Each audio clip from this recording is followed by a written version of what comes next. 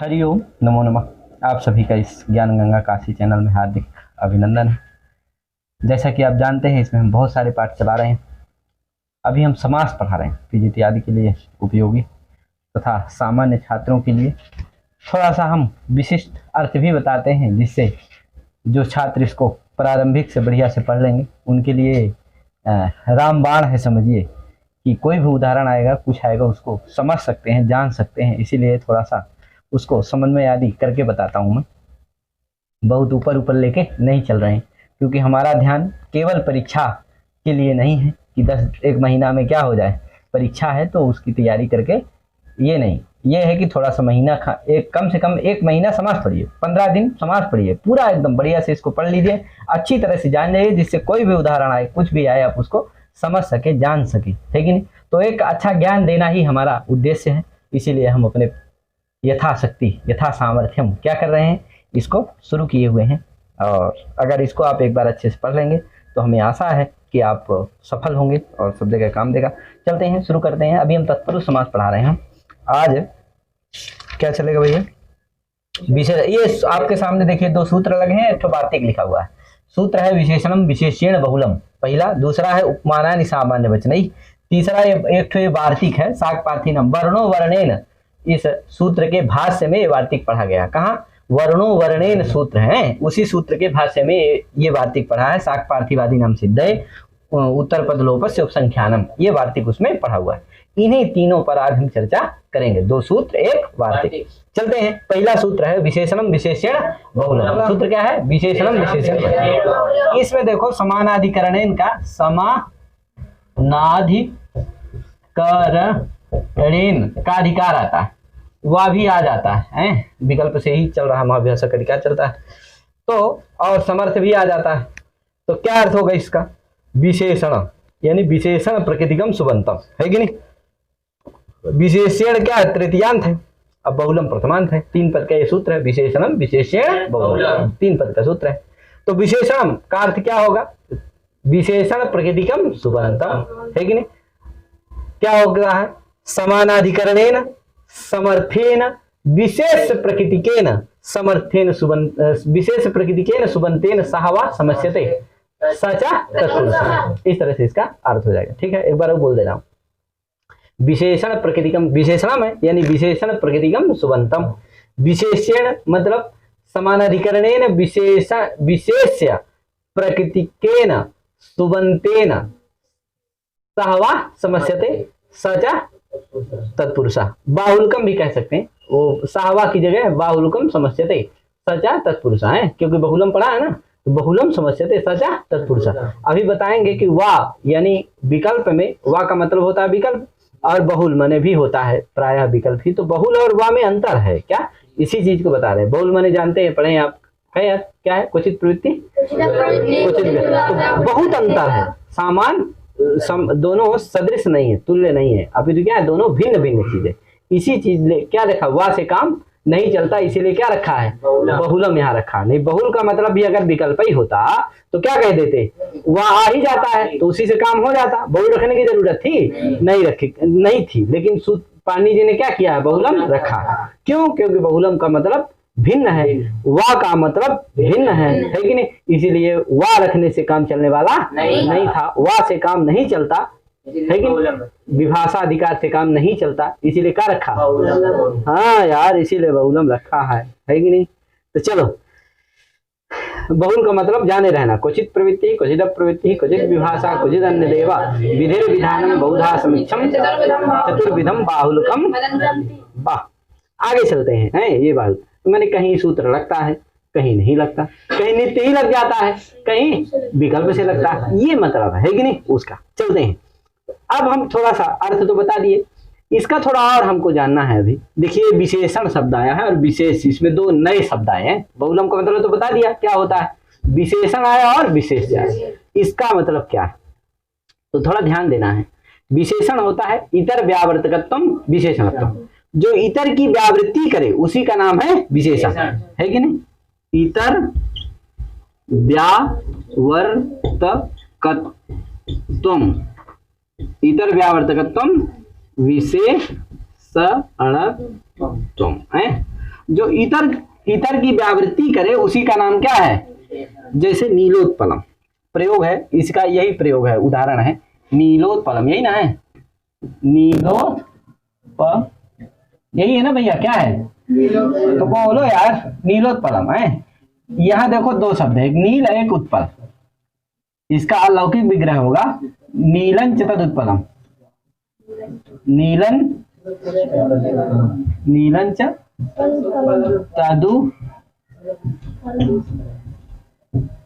तदुत्पलम को अलग अलग लिख दे रहा हूं थोड़ा सा है।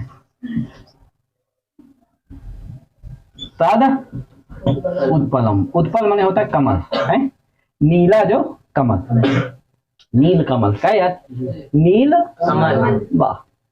तो नील कमल, नीलन च तदुत्पलम नीलोत्पल। अब देखो इस तरह से आप कह सकते हो नीलस चासो घटा नील घटा। अब देखो नील क्या है? विशेषण है, घट क्या है? इसी तरह कह सकते हो नीलस चासौ घटा बराबर नील घटा, क्या होगा? बराबर नील घटा, नील घटा। देखो यहाँ दो चीज है, नील है और घट है, इसमें कौन विशेषण है कौन विशेष्य है? तो नील क्या है? विशेषण है, घट क्या है? विशेष। क्यों? नील व्यावृत्ति कर रहा है, इतर की व्यावृत्ति करा दे रहा है। इतर कौन है? जो नील घट से इतर है, यानी कि रक्त घट और कृष्ण घट है कि पीत घट भी होता है।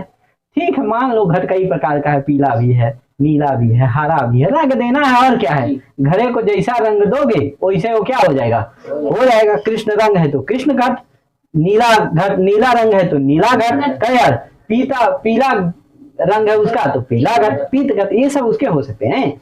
तो जो नील घट से इतर है, इतर कौन? नील घट से जो इतर घट हैं, कौन कौन? ये सब उनकी क्या करा रहा है? व्यावृत्ति करा रहा है। कोई कहा नील घटा कह देने से कैसा घट कोई लाएगा? नील घटम आना है कि नहीं? तो कैसे घट को कोई लाएगा? किसको नहीं लाएगा? नील घट से जो इतर है उनको नहीं लाएगा। अतः इतर की क्या कर दिया? व्यावृत्ति कर दिया, इतर का व्यवच्छेद कर दिया, है कि नहीं? इसीलिए क्या है? नील। अगर केवल घट कहते तो घट से तो किसका बोध होता? सामान्य घट, चाहे वो नीला हो चाहे पीला हो, सबका होता कि नहीं होता? इसलिए घट किसी की व्यावृत्ति करा रहा है? नहीं ना करा रहा है। इतर घटों से व्यावृत्ति करा रहा नहीं, इसलिए घट क्या है? विशेष है और हाँ नील विशेषण है। ठीक है, थोड़ा एक चीज और है, देख लो बता दे रहा हूं कि जाति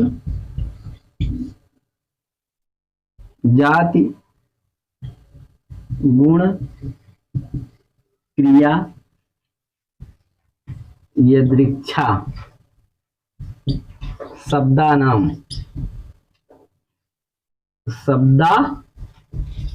देखना है, ये यहां तक आ रहा है ना? देख लेना। शब्दानाम समभिव्याहारे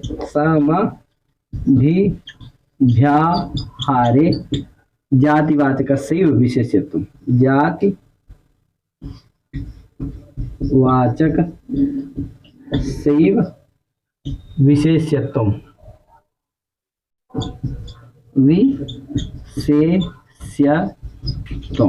समझेगी?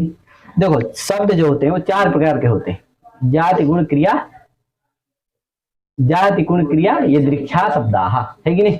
चतुष्टयी शब्दानां प्रवृत्ति, जाति गुण क्रिया यदृच्छा शब्दा। गौ शुक्ला चलो डिठा, गौ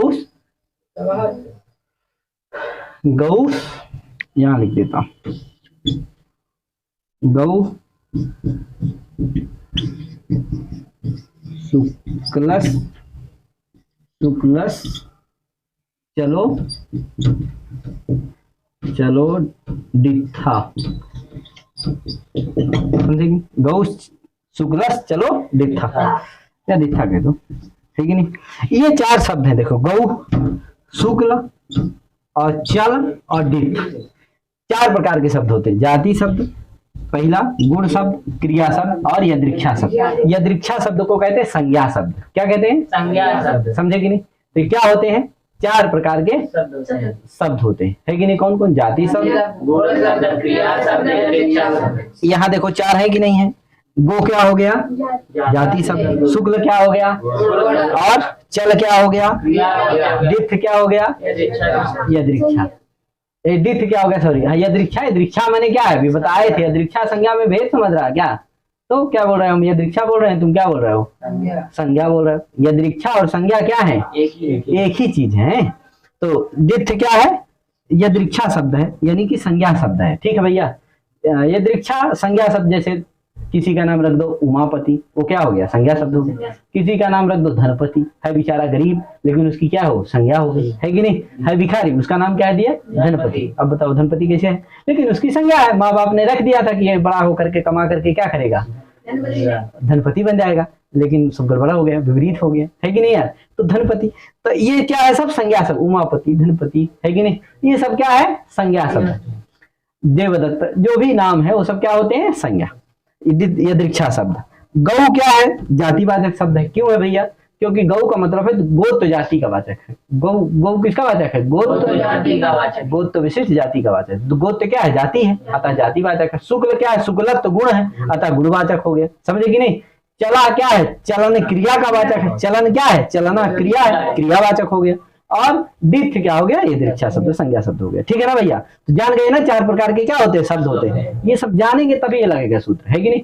थोड़ा सा बताए दे रहा हूँ, इसीलिए बताया कि थोड़ा सा विशेष कुछ बताए दे रहा हूँ, जिससे आप समझ सके, है कि नहीं। व्युत्पत्ति आ सके, पढ़ने से व्युत्पत्ति आएगी, जिससे आप बहुत सारा क्या कर सकते हैं, बिना पढ़े किसी से आप समझ सकते हैं। कुछ दिन तक लगता है ये प्रयास। आगे चलते हैं। अब बताओ, यहाँ देख लो नियम क्या है, देखो कि जाति गुण क्रिया इसमें ये बताया हूं मैं कि कौन विशेष होता है, कौन विशेषण होता है। मान लो ये जाति गुण क्रिया यदृक्षा शब्द है, उनमें कैसे जानोगे कि कौन विशेष है, कौन विशेषण है। तो उसी का ये नियम बताया हूं कि अगर जाति गुण क्रिया यदृक्षा, अगर इन शब्दों का समुच्चय हो तो कौन विशेष होता है, जातिवाचक जो शब्द होता है वही क्या होता है, विशेष। बाकी क्या होते हैं, विशेष। समझे कि नहीं। जाति गुण क्रिया यदृक्षा शब्दानाम समुच्चयारे जातिवाचक शब्द से विशेषत्वम। समझे कि नहीं। मान लो जातिवाचक शब्द है और गुणवाचक शब्द है, तो कौन विशेष होगा, जातिवाचक शब्द ही विशेष होगा, गुणवाचक क्या होगा, विशेषण। मान लो जातिवाचक शब्द है और क्रियावाचक शब्द है, दोनों में कौन विशेषण होगा, कौन विशेष होगा, जातिवाचक शब्द क्या होगा, विशेष होगा, और क्रियावाचक। यदृक्षा है और जातिवाचक है तो क्या होगा, समझे कि नहीं। ये इसका नियम है। तो जाति गुण क्रिया, अगर मान लो गुणवाचक ही शब्द है दोनों, तो उनमें फिर कोई विशेष विशेषण नहीं है, दोनों में कामाचारी, ये भी विशेष होता है, ये भी। मान लो क्रिया ही क्रियावाचक शब्द है तो वहां भी यदृक्षा शब्द है तो है कि नहीं, उसमें बताऊंगा अभी, है। तो इतना तो जाने रहो। जाति गुण है तो जातिवाचक विशेष होगा, समझे। और जाति क्रिया है तो जातिवाचक, अगर जातिवाचक शब्द है तो वही विशेष रहेगा। हाँ, जातिवाचक नहीं है और क्या है, गुणवाचक ही है तो वहां नियम नहीं, क्रियावाचक ही है वहां भी नियम नहीं है कि नहीं। आगे चलते हैं। अब देखो, अब यहां बता दो भैया, नील क्या है, गुणवाचक है। घट क्या है, जातिवाचक। घट मैंने किसका वाचक है, घटत तो जाति का वाचक है कि नहीं। तो बताओ कौन विशेष होगा, कौन विशेषण होगा, घट क्या होगा, विशेष। नील क्या होगा, क्यों नील विशेषण होगा भैया, नील क्यों होगा, नील गुणवाचक है। हाँ, नियम क्या है कि जाति गुण क्रिया यदृक्षक शब्दों के समुच्चय में जातिवाचक शब्द ही क्या होता है। तो तुम कहाँ हो भैया, यहीं रहो दुनिया में, कहाँ ध्यान नहीं दे रहे हो। तो क्या कौन विशेष होगा बताओ, नीलो घटा में जातिवाचक शब्द कौन है, अरे बताओ, घर नीलो घटा, यहाँ कौन जातिवाचक शब्द है, कौन गुणवाचक शब्द है, क्या है, जातिवाचक शब्द। और घट क्या है, क्रियावाचक शब्द।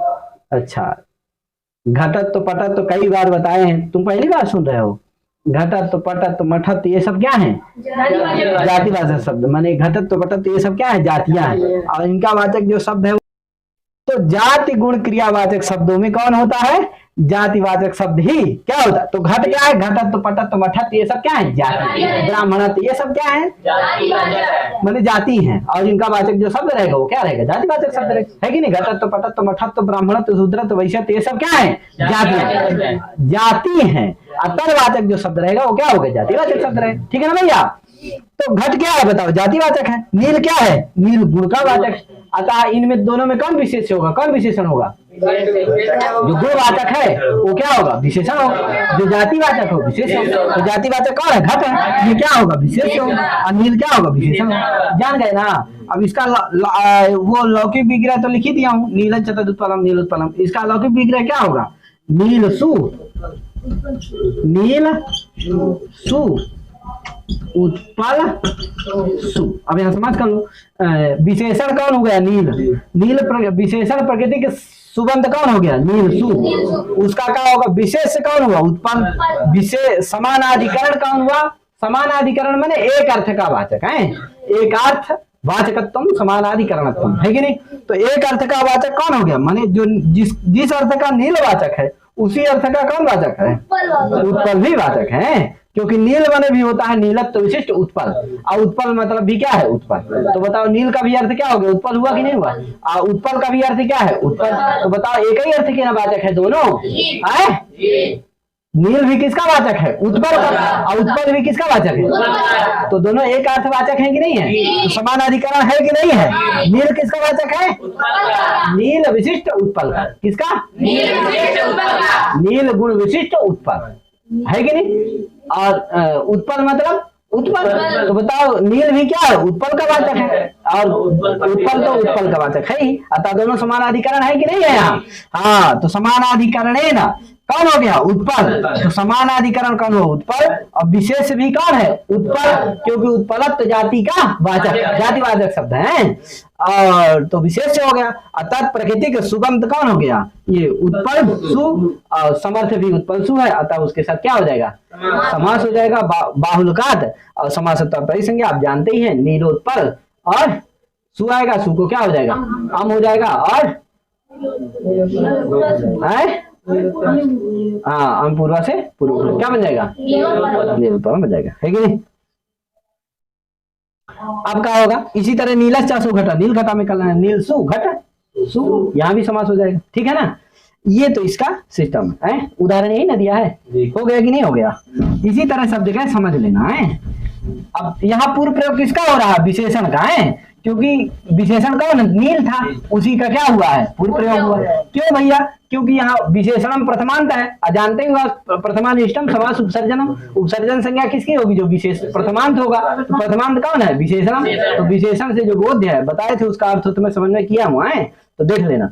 तो उससे बोध्य कौन है? नील। अतः नील की क्या होगी? उपसर्जन, उसी का पूर्व प्रयोग है। अब और बता देता हूं, जैसे कुछ उदाहरण है।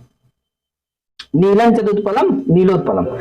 अब और भी थोड़ा सा और इस सूत्र को वृत्ति को पूरा कर देता हूं। पहले वो एक चीज अभी प्रश्न में उठाया था कि बहुल ग्रहण क्यों किए? कहे क्योंकि क्या आता? महाभ्यासक अधिकार आता हुआ, तो उसी से काम हो जाता। बहुल ग्रहण क्यों किए? कहे बहुल ग्रहण का फल ये है कि कहीं होता है, कहीं नहीं। बता दिया था मैं पहले भी, अभी बता रहा हूँ कि बहुल और वा में अंतर है। जो काम बहुल ग्रहण से होगा वो वा से नहीं हो सकता। वा का मतलब होता विकल्प, इसका तो मतलब क्या है?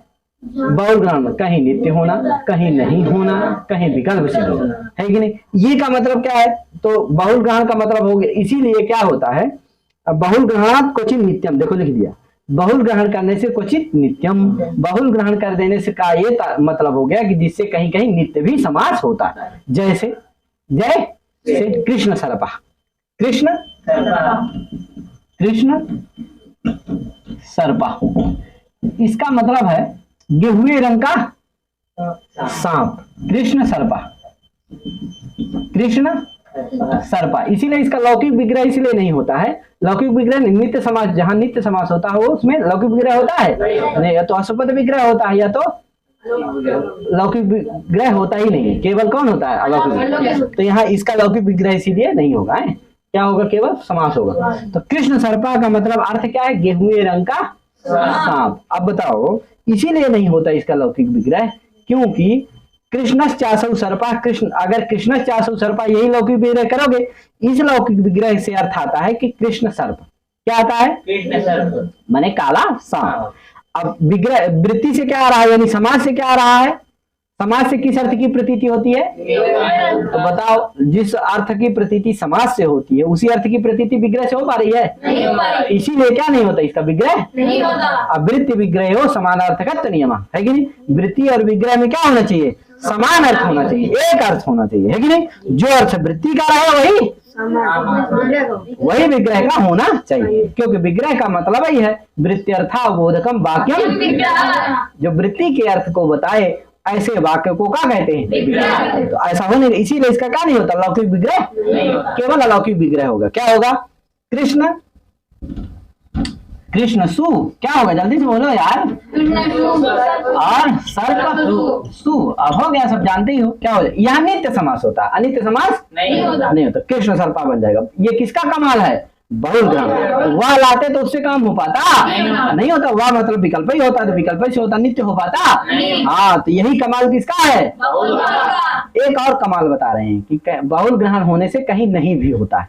कहीं तो नित्य होता है, कहीं नहीं होता है, कहीं विकल्प से होता है। तो विकल्प वाला कौन हो गया? नीलम चतुष्फलम नीलोत्पलम विकल्प वाला हो गया। नित्य वाला क्या हो गया? कृष्ण हो गया। कहीं नहीं भी होता है भैया का, जैसे रामो जामदग्न्य लिखा है क्वचित ना, रामो जामदग्न्य है कि नहीं? रामो जाम है कि नहीं? जमदग्नि ऋषि थे, उनका पुत्र जो है राम। कौन राम? परशुराम, है कि नहीं? तो जम रामश्चासो जामदग्न्य, राम जामदग्न्य है। यहाँ प्राप्त है क्या? समास। विशेषणम विशेषण बहुलम से क्या प्राप्त है? समास प्राप्त है, लेकिन बहुल ग्रहण होने से नहीं होगा। क्यों? बहुल ग्रहण का मतलब होता है कहीं नित्य होता है, कहीं नहीं भी होता है, कहीं विकल्प से होता है। समझे कि नहीं? तो ये सब उसका क्रियाकलाप है, इसलिए बहुल ग्रहण होने से क्या नहीं हुआ? यहाँ समास नहीं होता। तो समझ गए, ये है बहुल ग्रहण का कमाल। लेकिन बहुल ग्रहण की अनुवृत्ति का फल, बहुल ग्रहण की अनुवृत्ति का प्रयोजन, समझ गए कि नहीं? कोई पूछे कि भैया बहुल ग्रहण का फल क्या है, तो बता देना। प्रयोजन क्या है तो बता देना। यही फल है, यही प्रयोजन है कि नहीं? बहुल ग्रहण से कहीं नित्य होगा, कहीं विकल्प से होगा, कहीं होगा ही नहीं। तीनों का उदाहरण हो गया। क्या यार? थोड़ा और कुछ मैं बताना चाह रहा हूँ तो बता देता हूँ। क्या यार? बताया था मैं कि जहां मान लो जाति और क्या हो, गुणवाचक होगा, तो वहां तो कौन शब्द विशेष से होगा? जातिवाचक। लेकिन मान लो जहां गुण ही गुणवाचक शब्द है तो वहां क्या होगा? जैसे कंज कुब्जा, खंज कुब्जा, खंज कुब्जा, खंज कुब्जा, लेकिन अब यहाँ क्या होगा? खंज भी गुण का वाचक है, कुब्ज भी क्या है? कुब्जत तो कुब्जा है कि नहीं? खंज माने पादे न खंजा लग रहा है कि नहीं? तो कुब्जत और खंजत ये सब क्या है? गुण है। अतः ये दोनों क्या है? गुणवाचक शब्द है कि नहीं? खंज भी और कुब्ज। अतः यहाँ जातिवाचक शब्द नहीं, इसलिए इनमें क्या होगा? इनमें विशेष का कोई नियम कभी ये होगा, कभी खंज होगा, कभी तो खंज कुब्जा भी बनेगा और कुब्ज खंज कुब्जा, कुब्ज खंजा। ठीक है। इसी तरह मान लो क्रियावाचक शब्द है, जैसे पाचक पाठका, पाचक पाठका। यहाँ क्या है? देखो, पाचक भी क्या है? क्रियावाचक है, पकाने वाला, और पाठक भी क्या है? पढ़ाने वाला। तो पाचक पाठक दोनों क्या है? क्रियावाचक शब्द है, इसलिए इनमें भी क्या होगा? नियम नहीं होगा। तो कभी क्या बनेगा? पाचक पाठका, कभी दोनों सही है प्रयोग। समझे कि नहीं? दोनों प्रयोग कर सकते हो, पाचक पाठका, पाठक, ठीक है ना? पाचक और क्या होता है? मान लो अगर क्या है गुणवाचक और क्रियावाचक शब्द है तो उनमें क्या होगा? उनमें भी अनियम होगा। जैसे यही खंज ले लो, उठा लो, खंज पाचका, खंज पाचका। यहाँ भी क्या होगा? एक ठो क्रियावाचक है, एक ठो गुणवाचक है, तो यहाँ भी क्या होगा? अनियम होगा, नियम नहीं है। यानी खंज पाचका भी कह सकते हो, पाचक खंजा भी कह सकते हो, पाचक खंजा, खंज पाचक। ठीक है भैया। और लेकिन अगर क्रियावाचक है और जातिवाचक, क्रियावाचक है और जैसे पाचक ब्राह्मण, यहाँ क्या होगा?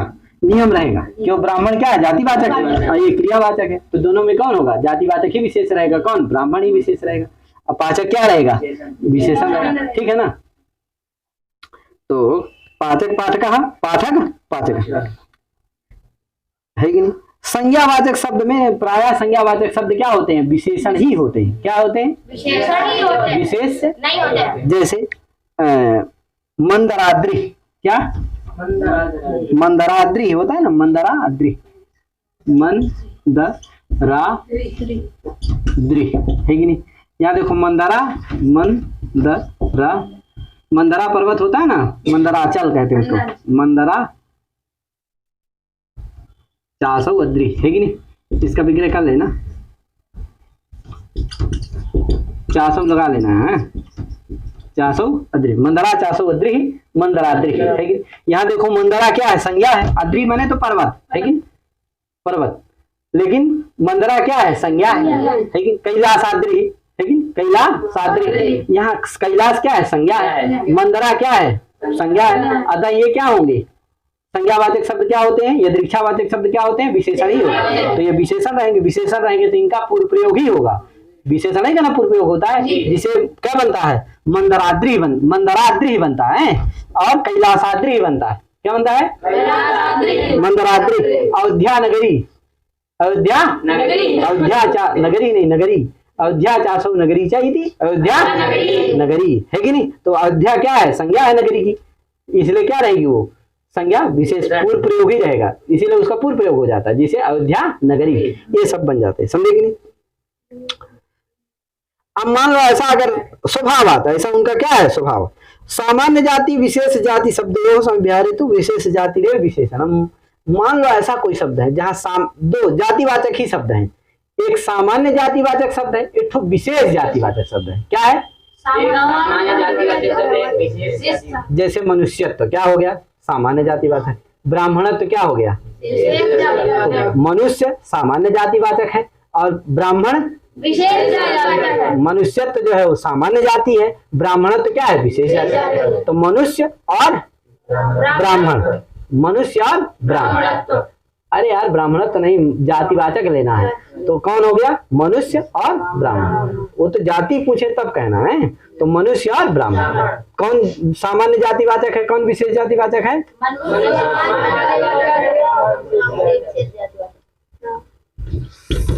सिन सपा वृक्षा। यहाँ देखो सिंसपा का वृक्ष है कि नहीं? सिंसपा का वृक्ष। अब सिंसप भी माने वृक्ष होता है, अब वृक्ष माने भी वृक्ष, तो वृक्षत्व दोनों जातिवाचक हैं, लेकिन एक ठो क्या है? सामान्य जातिवाचक। एक ठो क्या है? कौन बताओ विलेश, कौन सामान्य जातिवाचक है, कौन विशेष जातिवाचक है? सामान्य जातिवाचक है कि नहीं? क्यों क्यों क्यों क्यों? क्योंकि वृक्ष सामान्य है, क्योंकि वृक्ष सब सभी लोग वृक्ष कहते हैं। कुछ नहीं, हाँ वृक्षों से, वृक्ष कहने से सभी वृक्षों का बोध होगा, है कि नहीं? लेकिन कहने से केवल सिंसप वृक्ष का ही बोध होगा, बाकी का बोध नहीं होगा। अतः सिंसपा क्या है? विशेष जातिवाचक और वृक्ष क्या है? सामान्य जातिवाचक। ठीक है भैया। तो अब जातिवाचक शब्द मध्य अगर सामान्य जातिवाचक शब्द और विशेष जातिवाचक शब्दों का विशेष प्रयोग हो तो विशेष जातिवाचक शब्द का ही क्या होता है? तो सिंसपा का क्या होगा? पूर्व प्रयोग। तो सिंसपा वृक्षा है कि नहीं? ऐसा बन जाएगा। तो इस तरह से इसका क्या है, आप इस तरह से इसका कर सकते हैं। आगे चलते हैं। आगे सूत्र कौन सा है? दूसरा सूत्र। अब ये पहला सूत्र हो गया। क्या यार इतना क्या हो गया? इतना ही पढ़ाते हैं इसमें, क्या यार ज्यादा नहीं करते हैं। और फिर सिद्धांत कौमदी पढ़ाएंगे तो फिर बताएंगे हैं, उसका नंबर आएगा। इस साल मुझे कौमदी पूरी करना है भैया, किसी भी तरह 2-2 पार्ट चलाना पड़ेगा, चलाऊंगा, लेकिन कौमदी इस साल पूरी करना, वो भी फरवरी तक। चलते हैं। उपमानानि सामान्य वचन, ये सूत्र पर चर्चा करते हैं। कहे यार उपमानानि, देखो इसमें आप देख सकते हो इसमें दो शब्द दिख रहे होंगे, दो पद का ये सूत्र है। उपमानानि क्या है? प्रथमांत है, बहुवचनांत है। क्या यार? उपमानानि क्या है? प्रथमांत है। ज्ञानम ज्ञाने, उसी तरह उपमानम उपमाने, उपमानानि। ज्ञानम ज्ञाने ज्ञानानि, उपमानम उपमाने। तो कहाँ है? प्रथमांत है और बहुवचनांत है। बोला करिए, है प्रथमांत और बहुवचन। आगे चलते हैं। सामान्य वचन ही दिख रहा है, क्या पद है बताओ कृष्णा? सामान्य वचन ही कौन सा है? द्वितीयांत है, चतुर्थ्यांत है, प्रथमांत है, पंचम्यंत है, तृतीयांत है, क्या है? राम का रूप बोलो। तृतीया के बहुवचन में क्या बनता है? तृतीया के बहुवचन में क्या बनेगा? रामई। सामान्य क्या लिखा हुआ है उसमें? सामान्य वचन। तो कहाँ का रूप है ये? तृतीया के कहाँ का? पूरा बोलो यार। तृतीया के बहुवचनांत का है कि? यानी इसका मतलब है कि जो राम का रूप जानता है वो जान लेगा। क्या यार? ज्ञान का रूप जानता है वो जान लेगा, उसको ज्यादा करने की जरूरत नहीं। जो नहीं जानता बेचारा भूल गया है। क्या यार? होते हैं ना आजकल के लड़के, भुलक्कड़ बहुत होते। चल, तो उपमानानि सामान्य वचन। अब देखो इसमें दो चीज है, उपमानानि और सामान्य वचन। तो पहले तो देखो तीन हम कर लेते हैं, पद दो ही है, ध्यान रखना है। अब इसमें देखो एक तो उपमान है। क्या है? उपमान। इधर चल, हम लोग क्या करते हैं विस्तार से जानते हैं। उपमान और दूसरा है सामान्य। सामान्य इसी में आगे है वचन। वचन, ठीक है ना? सामान्य वचन, उपमान, सामान्य वचन। अब देखो चंद्रैव मुखम। क्या?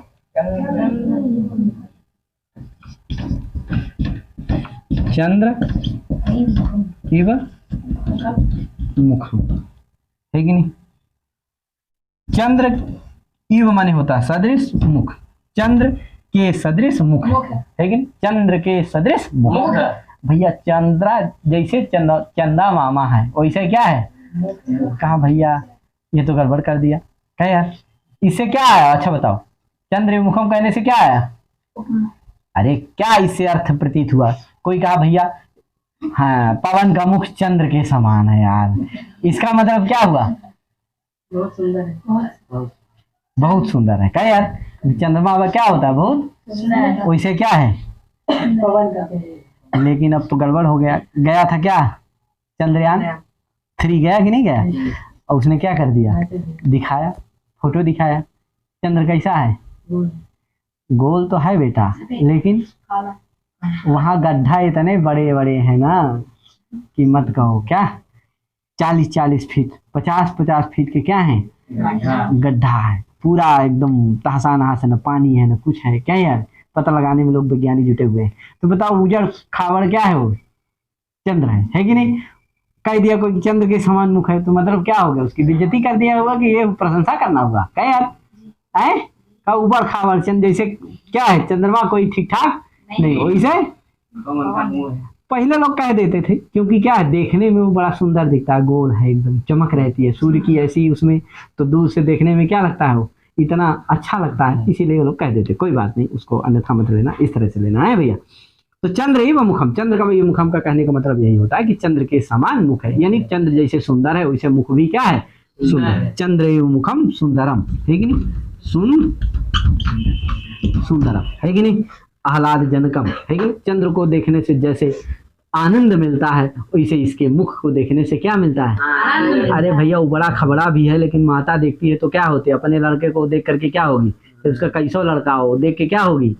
भले दूसरे खुश हो चाहे कहे यार कृष्णा, लेकिन मम्मी देखेगी तो, पापा जी देखेंगे तो, अपने देखेंगे तो, है कि नहीं? कि नाराज होंगे? जो नाराज होंगे अलग बात है जी, तो क्या करते हैं ये लोग? तो खुशी होते हैं यार, है कि नहीं? तो क्या हुआ? चंद्रेव मुख कहेगा, माता यही कहेगी, अरे मेरे लड़के का तो मुख क्या है? चंद्रेव है। अरे चंद्रेव सुंदरम, है कि नहीं? मम पुत्र से मुखम, है कि नहीं? मेरे पुत्र का मुख क्या है? चंद्र के समान। तुम मानो चाहे ना मानो, लड़ने लगेगी। कह दोगे नहीं भैया ऐसा, तो वो क्या करेगी? लड़ने। इतना सोचो माता पिता क्या करते हैं? स्नेह करते हैं अपने बच्चे को, फिर भी बच्चे कभी कभी इतनी गड़बड़ी करते हैं कि उनके सुनते नहीं, इधर उधर करते हैं। ये गलत बात है, सुनना चाहिए, मानना चाहिए। चलो आगे, चंद्र ही वो मुखम सुंदर। अब बताओ यहाँ 4 चीजें दिख रहा होगा, 4 शब्द है। चंद्र है, ईव है, मुख है, सुंदर है। 4 शब्द है कि नहीं है? एक क्रम से 4 चीजें हैं। क्या है? देखो, एक उपमान होता है, एक उपमेय होता है, एक उपमा होता है, एक ठो सामान्य धर्म होता है। यहां देखो, उपमान, ये हुआ उपमान, ये हुआ उपमा, उपमा, उपमा, ये हुआ उपमेय, ये हुआ साधारण धर्म, साधारण धर्म। ये भैया समझोगे तब ये सूत्र लगेगा, नहीं लगने वाला नहीं है, सब जगह काम देगा आपको। उपमान, उपमा, ये समझे कि नहीं? उपमान का मतलब ये है कि जिससे उपमा दी जाए वो क्या होता है? उपमान। किससे उपमा दी जा रही है? चंद्र। माने मुख है, किसके समान है भैया? मुख। चंद्र के समान। तो किससे उपमा दी गई है? कहीं कोई कहता था नहीं कमल ही मुख, हम कमल के समान मुख है इसका, है कि नहीं? तो कमल से उपमा दी गई, तो उपमा कौन हो गया? उपमान कौन हो गया? कमल, है कि नहीं? चंद्र से दी गई है, इसलिए चंद्र क्या हो गया? उपमान हो गया। तो उपमान, इव क्या होता है? इव, सदृश, तुल्य, ये सब क्या होते हैं? उपमा होते हैं, उपमावाचक शब्द होते हैं, ठीक है ना? इव, सदृश, यथा, वत, वति, ये सब क्या होते हैं? उपमावाचक शब्द होते हैं। और भैया मुख क्या हुआ? जिसका, जिससे, जिसकी उपमा, जिस, जो उपमेय हो, है कि नहीं? जो है कि नहीं?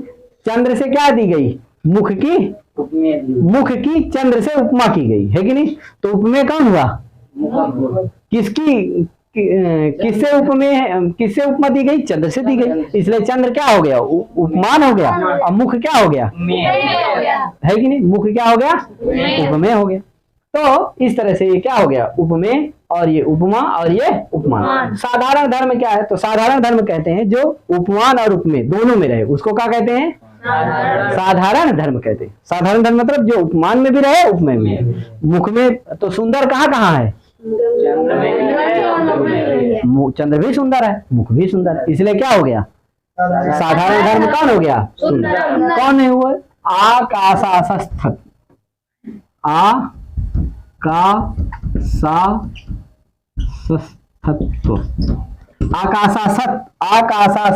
आकाशस्थत्व, है कि नहीं? आकाशस्थत्व ये क्या नहीं है? साधारण धर्म, सामान्य धर्म नहीं है। इसी को साधारण धर्म को ही क्या कहते हैं? सामान्य धर्म कहते हैं। साधारण धर्म को चाहे सामान्य। तो आकाशस्थत्व तो ये क्या नहीं है? सामान्य धर्म नहीं। क्यों? आकाश में स्थित होना। तो चंद्र क्या है? आकाश में स्थित है, तो आकाश स्थितत्व, है कि नहीं? चाहे ऐसा बोल दो, आकाश स्थितत्व कहाँ है? चंद्र में है, लेकिन मुख में है? नहीं है। मुख चंद्र में स्थित है क्या? आकाश में स्थित है क्या? नहीं है। तो आकाशस्थत्व ये क्या है? चंद्र में है, लेकिन तो इसका मतलब उपमान और उपमेय दोनों में नहीं है, इसलिए क्या नहीं है? धर्म। लेकिन सुंदर क्या है? आह्लाद जनकत्व, ये क्या है? साधारण धर्म। आह्लाद जनकत्व माने आनंद जनकत्व, क्या है? आह्लाद माने आनंद, आनंद जनकत्व किस में है? दोनों में, इसलिए साधारण धर्म हो जाएगा। सुंदर ये क्या हो जाएगा? सुंदरत्व साधारण धर्म हो जाएगा, सामान्य धर्म हो जाएगा। लेकिन आकाशस्थत्व, आकाशस्थत्व है कि नहीं? हाँ, ये क्या नहीं होगा? आकाश में स्थितत्व, आकाश में स्थितत्व ये किस में है? केवल चंद्र में, किस में नहीं है? मुख में, इसलिए नहीं होगा, ठीक है ना? बृहद कह दो, तो बृहद भैया कहाँ है? चंद्र है, कौन नहीं है? मुख है का, इसलिए ये जाएगा। ये सब साधारण धर्म नहीं है। जान गए ना साधारण किसको कहते हैं? अब चलिए चलते हैं हम लोग कहाँ? सूत्र के अर्थ में जानते हैं पहले। तो उपमानानि का क्या अर्थ होगा भैया? तो समानाधिकरण यहाँ भी चलाएगा है।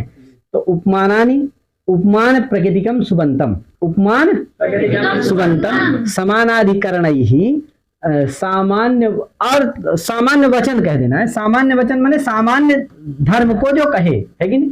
तम उत्तवंतः इति सामान्य वचना, सही, सामान्य वचन ही। वचन में वच धातु से कर्ता अर्थ में लुट करने पर क्या बनता है? बाहुल्यकात वचन बनता है।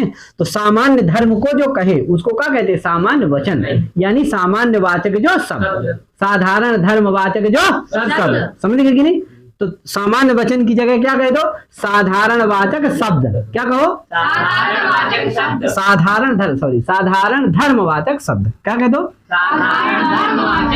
साधारण धर्म है ही, और साधारण धर्म वाचक शब्द वाचक शब्द है कि नहीं। असामान्य वचन ही का अर्थ क्या कर देना, साधारण धर्मवाचक शब्द ही है कि नहीं।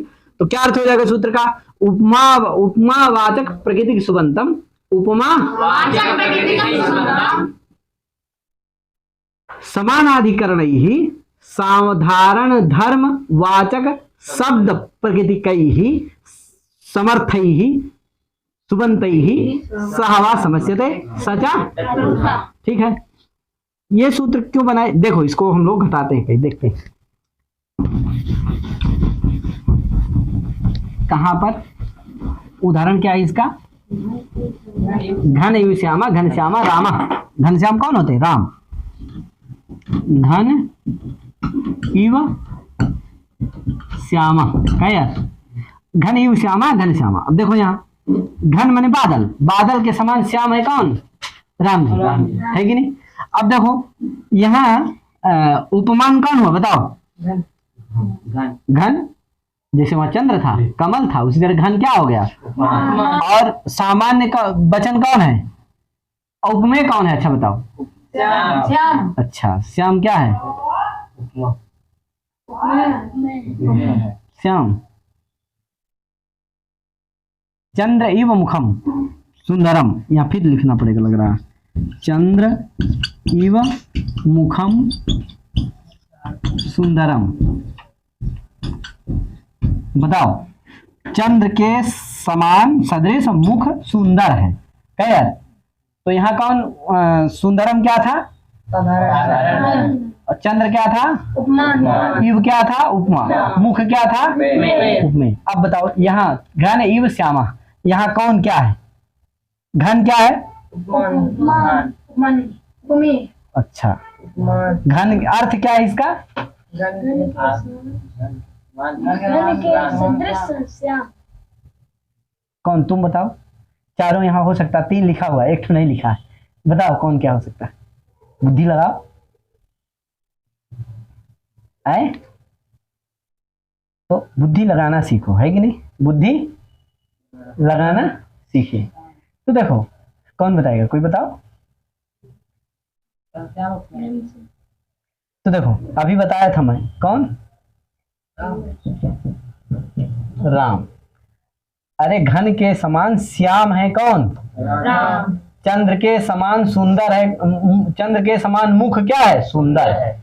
उसी तरह घन के समान राम क्या है, श्याम है। तो श्याम से तो क्या ले रहे हो, साधारण धर्म नहीं है, श्याम सामान्य वचन नहीं है। क्यों, श्यामत्व ने क्या ले रहे हो, सादृश्यता दोनों की है।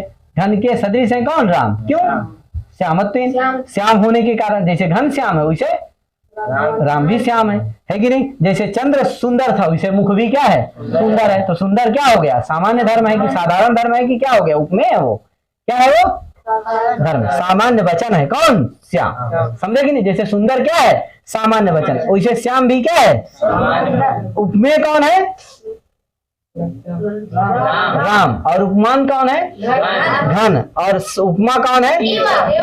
अब एक बात का ध्यान रखना, ये इव जानते हो किसका अर्थ है, घन का ही अर्थ है। इव का अर्थ क्या होता है, सदृश। वो किसका अर्थ होता है, घन का ही लक्षणा से अर्थ है। घन का अर्थ है घन इव, घन का अर्थ क्या है, और श्याम यह है कि नहीं। अब श्याम का भी अर्थ राम ही है। श्याम माने श्यामत्व विशिष्टा रामा। श्याम का मतलब क्या है, इसलिए क्या हो गया, समानाधिकरण हो जाएगी। समझेगी, तभी क्या होंगे, तभी ना समानाधिकरण होंगे कि घन का मतलब भी वही है कि नहीं, और श्याम मतलब भी श्यामत्व विशिष्ट राम। तो क्या हो जाता है, समानाधिकरण हो जाता है, तो समास हो जाता है, वो अलग बात है। आगे चलो, ज्यादा नहीं बता रहे हैं, छोड़ो।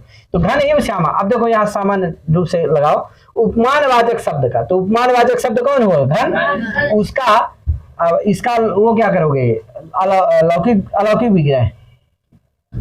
घन सु, हमेशा समास जो है कहाँ करना, अलौकिक विग्रह में, श्याम सु।